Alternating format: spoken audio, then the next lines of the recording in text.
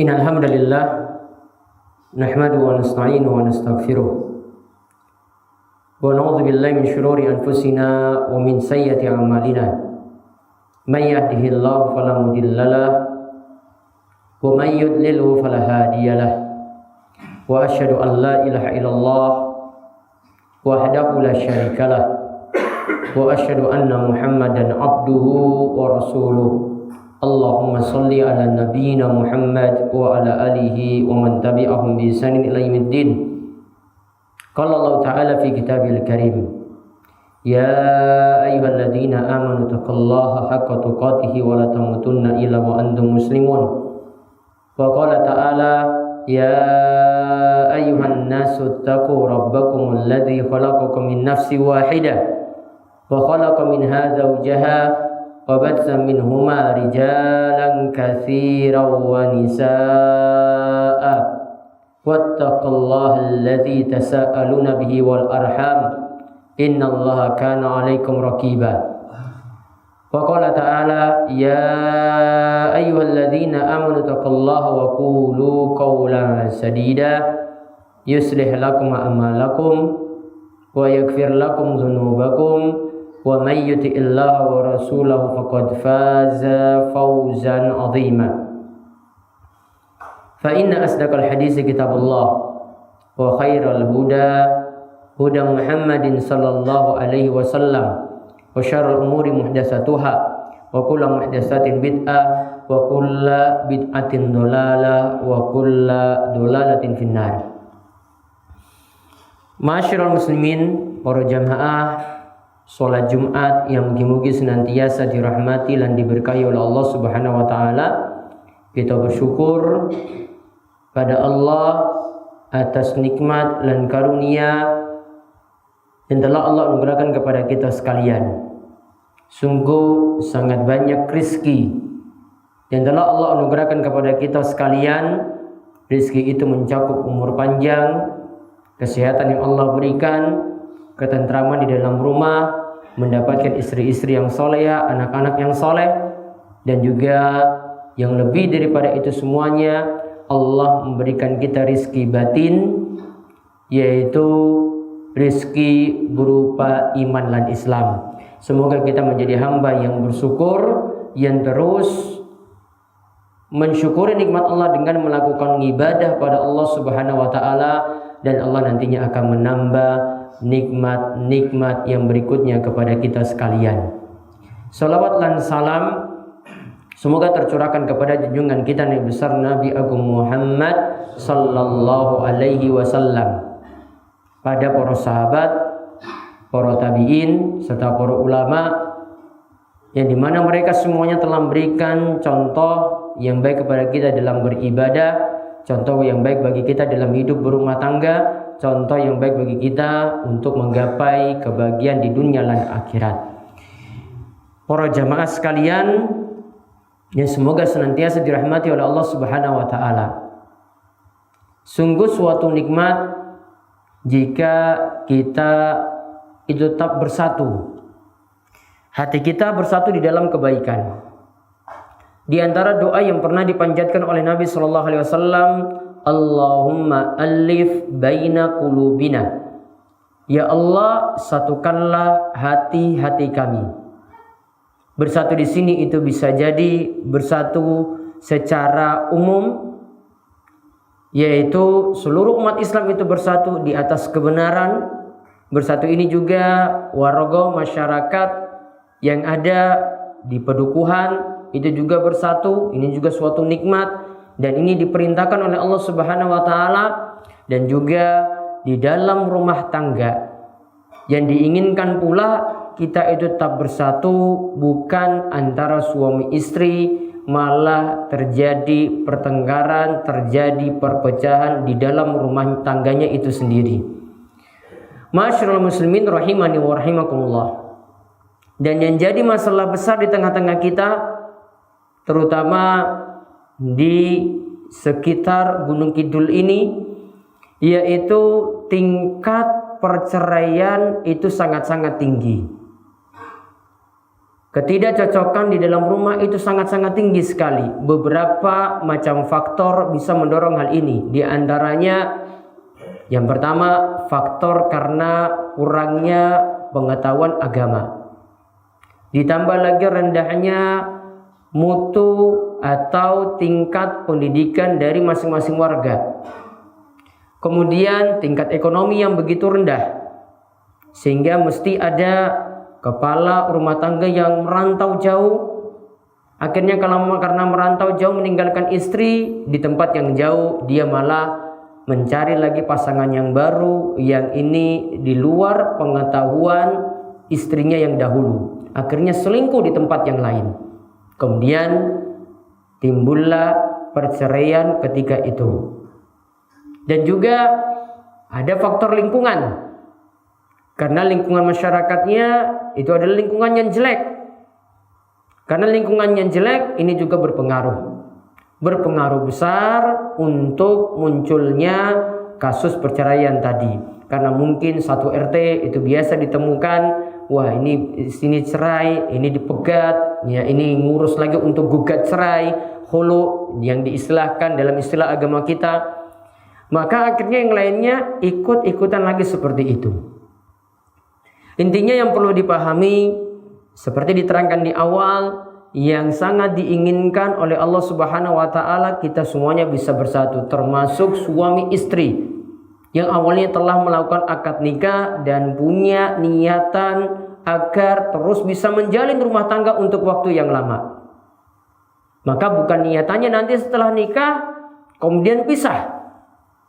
Namun memang dia berusaha untuk membina rumah tangga tersebut sampai sehidup juga semati, dan juga kelak dia punya keinginan bersama keluarganya nanti di surga.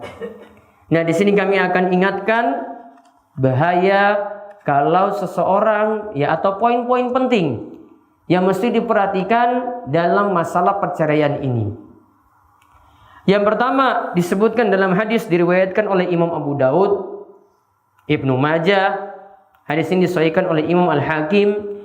Namun Imam Abu Hatim mengatakan hadisnya itu mursal, dan hadis mursal adalah hadis yang dhaif. Namun makna yang terkandung dalam hadis ini bisa kita ambil. Yaitu disebutkan oleh Ibnu Umar, Rasulullah sallallahu alaihi wasallam bersabda, "Abghadul halali ilallahi at-talaq." Perbuatan yang dibolehkan, perbuatan halal namun dibenci oleh Allah Subhanahu wa taala. Perbuatan halal namun dibenci oleh Allah Subhanahu wa taala yaitu at-talaq. Yaitu perceraian. Di perceraian ini suatu yang boleh. Ya, karena tidak pasti nanti ada rumah tangga yang tidak bisa akur. Maka ujungnya cerai. Namun perbuatan ini sangat-sangat dibenci oleh Allah Subhanahu wa taala.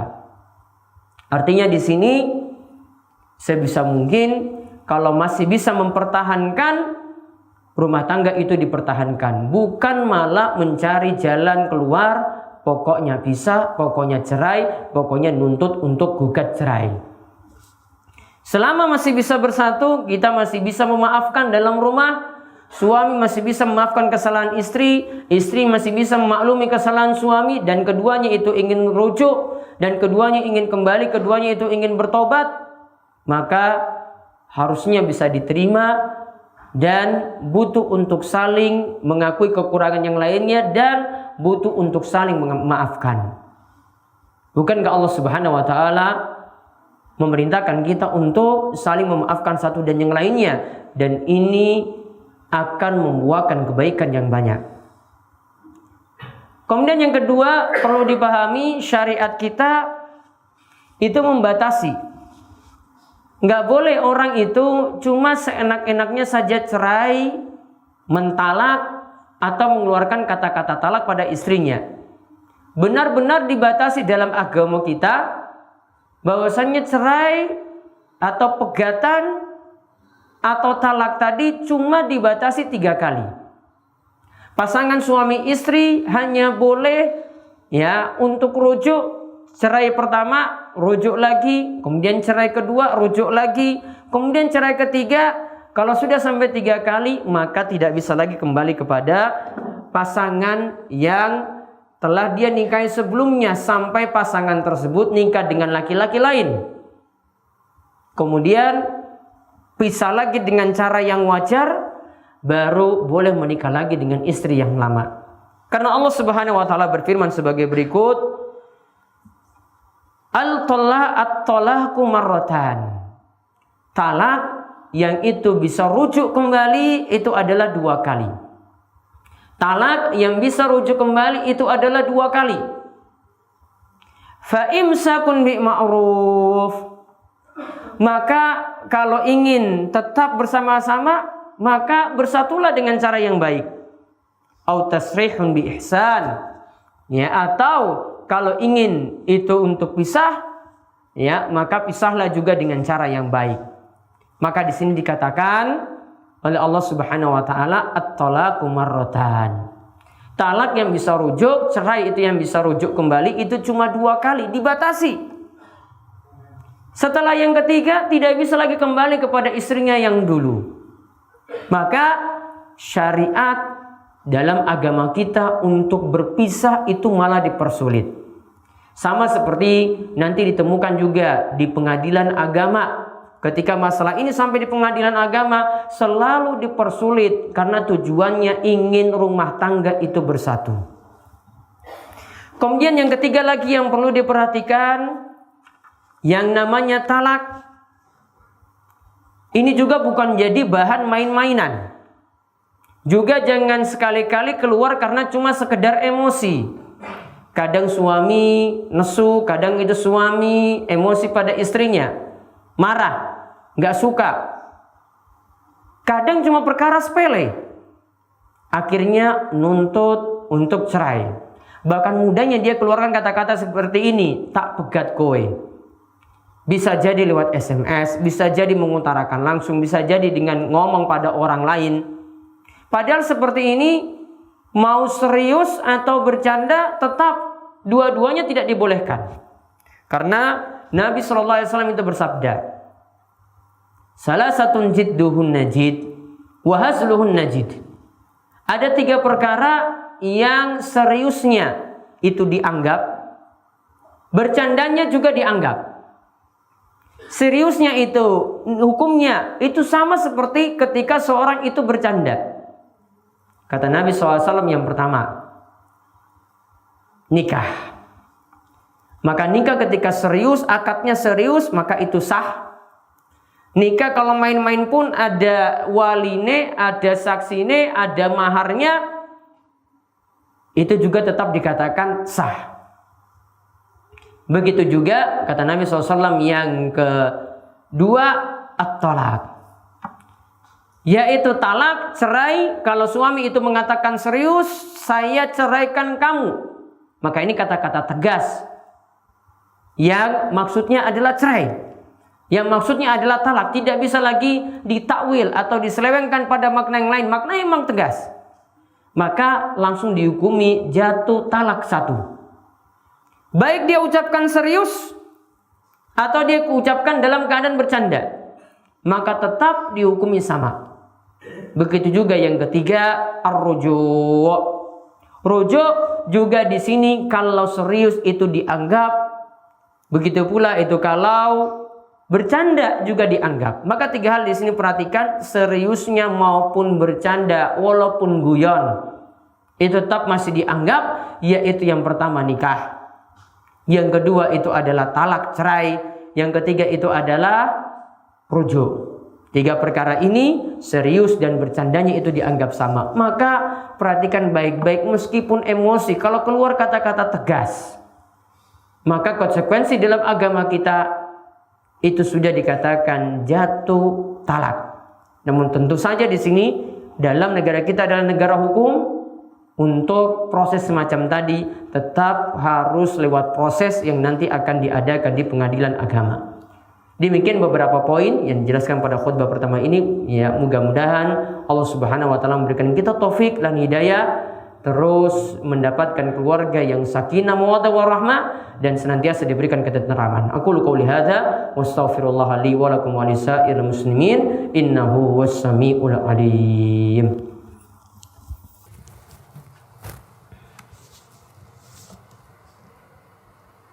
Alhamdulillahirabbil alamin. Hamdan katsiran thayyiban mubarakan fi kama yuhibbu rabbuna wa yardah. Wa asyhadu an la ilaha illallah wahdahu la syarikalah. Wa asyhadu anna Muhammadan abduhu wa rasuluh. Allahumma shalli ala nabiyyina Muhammad wa ala alihi wa man tabi'ahum bi ihsan ila yaumiddin. Para jamaah sekalian yang mugi-mugi senantiasa dirahmati dan diberkahi oleh Allah Subhanahu wa taala. Kesimpulannya, masalah cerai ini tidak diinginkan dalam agama kita. Sebisa mungkin dalam rumah tangga mencari jalan-jalan keluar agar tetap bersatu suami istri tadi, harus saling menghargai, harus saling untuk memahami kekurangan, harus juga mudah untuk saling memaafkan. Kemudian catatan penting tadi yang kita sebutkan, cerai, talak sesuatu yang halal namun dibenci oleh Allah Subhanahu wa taala. Namun setan akan senantiasa terus memberikan was-wasnya agar rumah tangga tersebut tetap berpisah. Maka hati-hati akan godaan setan yang nanti akan merusak rumah tangga kita. Apalagi ini juga bisa datang dari orang lain, dari pihak ketiga yang dapat membuat hubungan dalam rumah tangga itu menjadi rusak. Kemudian yang ketiga tadi, yang namanya talak cuma diberi kesempatan 3 kali, alias atau dalam agama kita ini memang hanya benar-benar dibatasi, dipersulit. Kemudian yang keempat tadi, walaupun dalam keadaan serius maupun bercanda, jangan sampai keluar kata-kata cerai, termasuk juga ketika emosi. Diri kita, terutama para suami, mesti pandai-pandai untuk mengendalikan emosi, pandai-pandai untuk mengendalikan diri. Moga-moga Allah Subhanahu wa taala benar-benar menyatukan hati kita.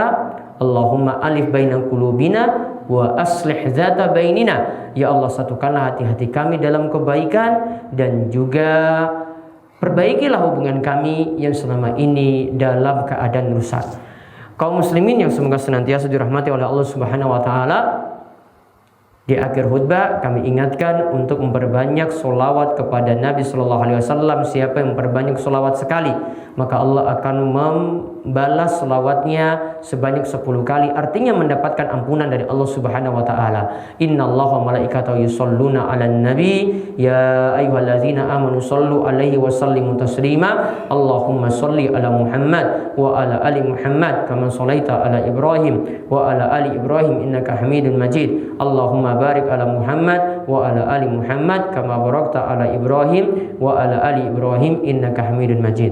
Marilah kita berdoa pada Allah, mungkin-mungkin di hari Jumat yang penuh berkah ini Allah memperbaiki setiap urusan kita, mengangkat kita dari kesulitan, dan kita juga dimudahkan dalam hal baik di dunia dan akhirat. Allahumma ighfir lil muslimina wal muslimat wal mu'minina wal mu'minat al ahya'i minhum wal amwat innaka sami'un qaribun mujibud da'wat. Allahumma qsim lana min khasyatika ma tahulu bihi bainana wa baina ma'siyatik wa min ta'atika ma tuballighuna bihi jannatak wa minal yaqini ma tuhawwinu bi alaina masaibat dunya. Allahumma matina bi asma'ina wa absarina wa quwwatina ma ahyaitana waj'alhu warisa minna waj'al sa'rana ala man zalamana wansurna ala man adana wa la taj'al musibatana fi dinina wa la taj'alid dunya akbara hammina wa la mablagha ilmina wa la tusallit alaina man la yarhamuna. Allahumma alif baina qulubina wa aslih dzata bainina wahdina subulas salam wa najjina minaz zulumati ilan nur wa jannibna al fawahisha ma dhahara minha wa ma batan wa barik lana fi asma'ina wa absarina wa qulubina wa azwajina wa zurriyyatina wa tub alaina innaka antat tawwabur rahim waj'alna syakirina li ni'amika musannina bi 'alaika qabilina laha wa atimmaha alaina. Rabbana hab lana min azwajina wa zurriyyatina qurrata a'yun waj'alna lil muttaqina imama. Rabbana atina fid dunya hasanah wa wa fil akhirati hasanah wa qina azabannar. Wa sallallahu ala nabiyyina Muhammad wa ala alihi washabbihi ajmain. Walhamdulillahi rabbil alamin. Aqimus shalah.